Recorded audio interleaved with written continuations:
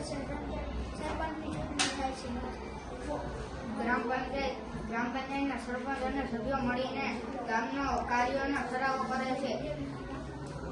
તલાટી કમ મંત્રી નિમણૂક સરકાર કરે છે.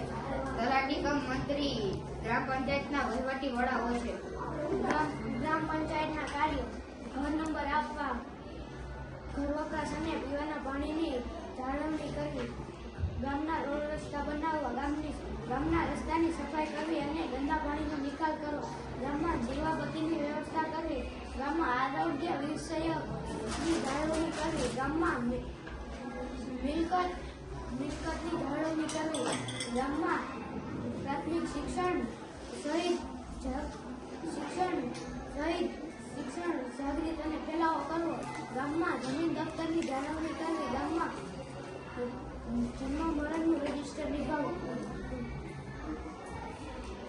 ગ્રામ પંચાયતના આવકના સાધન પાણી વેરા સફાઈ દુકાન રાજ્ય સરકાર અને કેન્દ્ર સરકાર તરફથી મળતું અનુદાન. નમસ્તે.